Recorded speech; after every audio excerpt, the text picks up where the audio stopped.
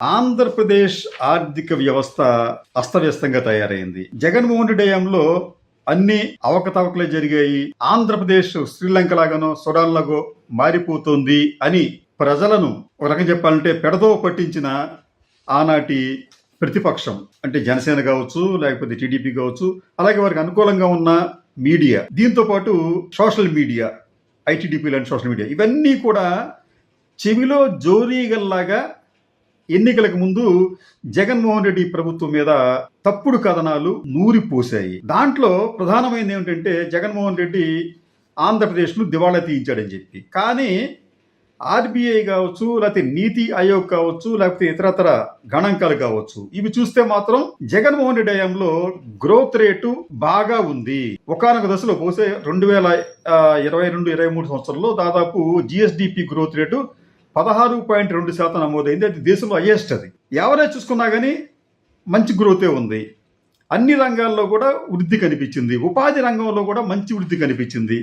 జగన్మోహన్ రెడ్డి హయాంలో దాదాపు 15 లక్షల అదనపు పిఎఫ్ అకౌంట్లు యాడ్ అయ్యాయి. అంటే ఈ 15 లక్షల మంది ఉపాధి పొందినట్లే. ఇలాగ అనేక రంగాల్లో జగన్మోహన్ రెడ్డి హయాంలో స్టేట్ రాష్ట్రం అనేది అభివృద్ధి సాధించినప్పటికీ కూడా అభివృద్ధి లేదు అని చెప్పి నేను చెప్పిన ఆనాటి ప్రతిపక్షాలు, ఆనాటి ప్రతిపక్ష మీడియా ప్రసారం చేయడం, దానిని ఆంధ్రుల్లో అత్యధికులు నమ్మటం జరిగింది. ఫలితంగా చంద్రబాబు నాయుడిని గద్దెక్కించారు.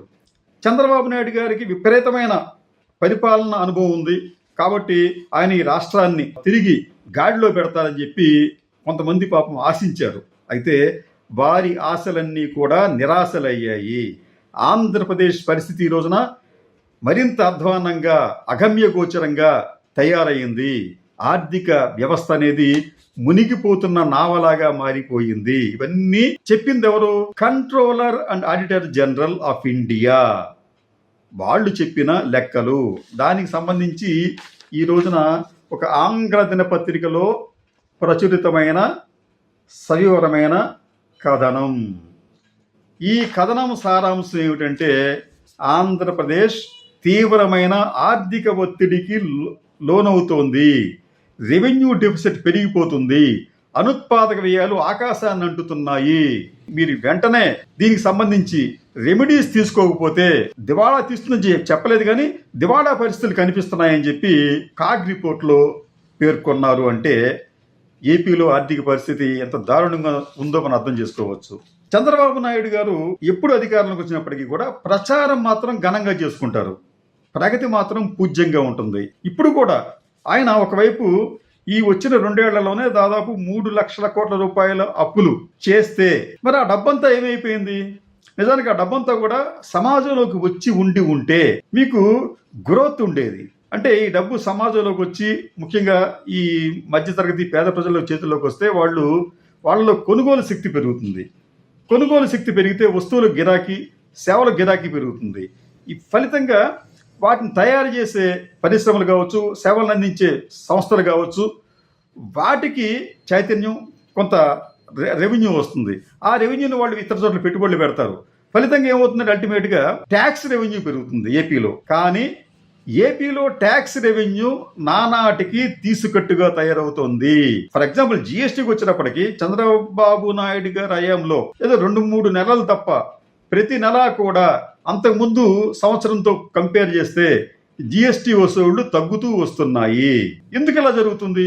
కానీ చంద్రబాబు నాయుడు గారు, ఆయన తనయుడు మాత్రం ఆంధ్రప్రదేశ్ వెలిగిపోతుంది, పెట్టుబడులు వచ్చేస్తున్నాయి. పెట్టుబడులంట ఈ దేశంలో అత్యధికంగా దాదాపు 20% పెట్టుబడులు ఏపీకి వచ్చేసాయని చెప్పి అన్నారు. అవన్నీ కూడా ప్రతిపాదనలు మాత్రమే, ఏపీకి రాలేదు. కానీ వీళ్ళేం చెప్తున్నారు? వీళ్ళు ఈ చంద్రబాబు నాయుడు, లోకేష్ ఏది చెప్తే దాన్ని ఆ మీడియా అందిపుచ్చుకొని ఏముందో అద్భుతంగా ఉంది ఏపీ అని చెప్పి ప్రచారం చేస్తున్నాయి. కానీ కాగ్ రిపోర్ట్ అని చెప్తుంది, అదే ఇక్కడ మీకు ఇన్వెస్ట్మెంట్లు కాదురా బాబు, అసలు మీకు ఆర్థిక పరిస్థితే బాగా లేదని చెప్పి ఒకవైపు కాగ్ చెప్తుంది. ఎంత దారుణంగా ఉందంటే పరిస్థితి. మీకు రెవెన్యూ లోటుకు వచ్చేటప్పటికి 2023 అంటే జగన్మోహన్ రెడ్డి గారి హయాంలో ఉన్నప్పటికీ దాదాపు 47,063 కోట్ల రూపాయలు ఉంటే అది ఇప్పుడు 2025 నవంబర్ నాటికే 54,355 కోట్లకు పెరిగింది. ఎక్కడ 47, ఎక్కడ 54,000 కోట్ల రూపాయలు రెవెన్యూ లోటు. అది తర్వాత ఈ రెవెన్యూ వ్యయాలు అంటే మీకు దీనికి సంబంధించి శాలరీలు, పెన్షన్లు, వడ్డీలు, సబ్సిడీలు, దుబారా వ్యయాలు ఇవన్నీ కూడా దాదాపు 60% పెరిగాయి చంద్రబాబు నాయుడు గారి హయాంలో. ఈ ఈవెంట్స్కి కూడా వేలాది రూపాయలు ఖర్చు పెడుతున్నారు. ఏమన్నా ఇప్పుడు ప్రజల దగ్గర నుంచి తిరుగుబాటు రాకపోతే ఎన్టీఆర్ విగ్రహానికి ఒక 1700 కోట్ల రూపాయలు ఖర్చు పెట్టేస్తారు.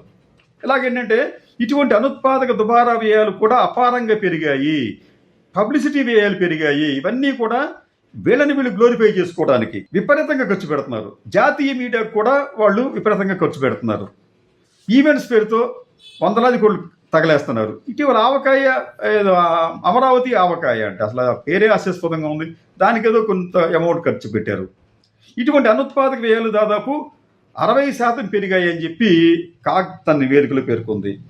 రెండోది, వడ్డీలకు వచ్చేటప్పటికి జగన్మోహన్ రెడ్డి గారి హయాంలో 2023లో 18,302 కోట్ల రూపాయలు ఖర్చు పెడితే వడ్డీల కోసం అని చెప్పి 25కి వచ్చేటప్పటికైతే నవంబర్ వరకు 24,000 కోట్ల రూపాయలకి పెరిగింది.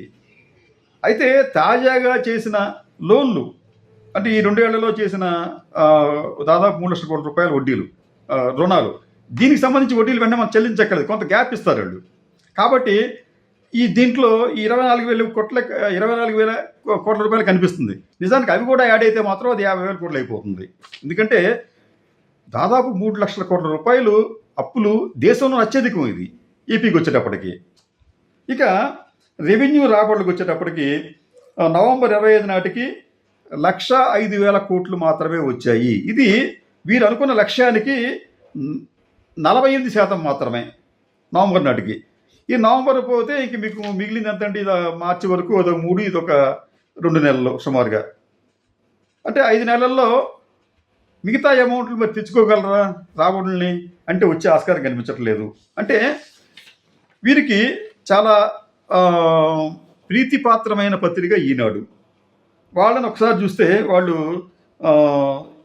ఈనాడు జనవరి 13వ తేదీన ఇచ్చిన కథనం వాళ్ళు ఏమంటారంటే, రాష్ట్ర సొంత ఆదాయం నెలకు 10,000 కోట్లు వస్తుందని బడ్జెట్ వేసుకుంటే నెలకు 6,000 కోట్లే వస్తోంది. ఇది ఈనాడులో వచ్చిన కథనం. అది వారికి గత్యంతరం లేదు, వాస్తవాలు రాయాల్సి వస్తుంది. ఇంకా లేకపోతే ఇప్పుడు కాగో లేకపోతే ఆర్బీఐ నివేదిక లేకపోతే అసలు ఏపీ వెలిగిపోతుంది, బ్రహ్మాండంగా ఉంది, రెవెన్యూ పెరిగిపోయింది అని చెప్పి రాసేవారు. కానీ ఇటువంటి సోషియో ఎకనామిక్ రిపోర్ట్లు కావచ్చు, కాగ్ రిపోర్ట్లు కావచ్చు, లేదా ఆర్బీఐ నివేదికలు కావచ్చు, ఇవన్నీ కూడా ఏంటంటే వాళ్ళ నోళ్ళను ఊహించేస్తున్నాయి. అనివార్యంగా వాళ్ళు వాస్తవాలను చెప్పవలసిన పరిస్థితి ఏర్పడింది. అలాగే ఈ ఆర్థిక సంవత్సరంలో రాష్ట్ర సొంత రాబడి లక్ష్యం 125,168 కోట్లు.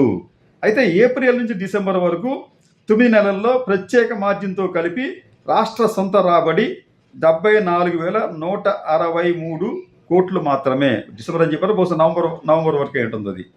అంటే ఇందులో రాష్ట్ర సొంత రాబడి 67,409 కోట్లు, అంటే 54% మాత్రమే. ఇది ఈనాడు వారు ఇచ్చిన సమాచారం.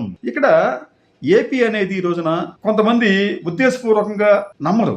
ఏపీలో ఆర్థిక సంక్షోభం ఎక్కడుందో ఏమీ లేదు అని చెప్పి బుకాయిస్తారు. కానీ ఇదే పరిస్థితి ఇప్పటికే కంటిన్యూ అవుతుంది. ఇదే పరిస్థితి కొనసాగితే స్వయంగా రాష్ట్ర ఆర్థిక శాఖ మంత్రి కూడా ఈ రాష్ట్రం అధోగతి పాలయ్యింది, మేము ఈ రాష్ట్రాన్ని ఆర్థికంగా ఆదుకోలేకపోయాం, ఈ రాష్ట్ర ఆర్థిక స్థితిని మేము ఉత్తేజపరచలేకపోయామని చెప్పి ఆయన కూడా అంగీకరించే పరిస్థితి ఏర్పడుతోంది. ఆంధ్రప్రదేశ్ ప్రజలు ఒకసారి ఆలోచించుకోవాలి. ఆంధ్రప్రదేశ్ అంటే నిజానికి చాలా విజ్ఞులతో కూడిన రాష్ట్రం. కానీ ఈ కులాల కుంపట్లో పడి ఈ రాష్ట్రం అనేది వెనుకబాటుతనానికి మన నిర్ణయాలకు కారణం అవుతున్నాయి. గత ఎన్నికల్లో చంద్రబాబు నాయుడు గారు చేసిన ప్రచారం అనేది రాష్ట్ర ప్రజలను చాలా బాగా ప్రభావితం చేసింది. ఈ రాష్ట్రానికి జగన్మోహన్ రెడ్డి ఏదో జరిగిపోయింది, రాష్ట్రం నాశనం అయిపోయిందని చెప్పి భావనలోకి వాళ్ళు వెళ్ళారు. అంటే ఆనాడు తెలుగుదేశం, జనసేన, వారికి అనుకూలంగా ఉన్న మీడియా, అట్లాగే ఐటీడీపీ అందరూ కూడా కారకులయ్యారు. కానీ ఇటువంటి ప్రచార హోరులో పడి వాస్తవాలను విస్మరిస్తే ఆంధ్రప్రదేశ్ పరిస్థితి ఈ పెనంలోంచి పొయ్యలోకి పడిన విధంగా మారుతుంది. కాబట్టి ఈ సూడో మేధావులు ఎవరైతే ఉన్నారో ఈ రాష్ట్రం గురించి, అలాగే విజనరీల గురించి చాలా గొప్పగా ఆలోచించి గొప్పగా చెప్పుకునే సూడో మేధావులు ఎవరున్నారో వారు కూడా తమ వైఖరిని, తమ ఆలోచనల్ని రాష్ట్ర ప్రయోజనాల కోసం మార్చుకోవాలి దయచేసి. లేకపోతే ఈ రాష్ట్రాన్ని మరో రావణాకాష్టంగానో, లేకపోతే సూడాన్ గానో, లేకపోతే శ్రీలంక గానో, పాకిస్తాన్ గానో మార్చేసే ప్రమాదం ఉంటుంది.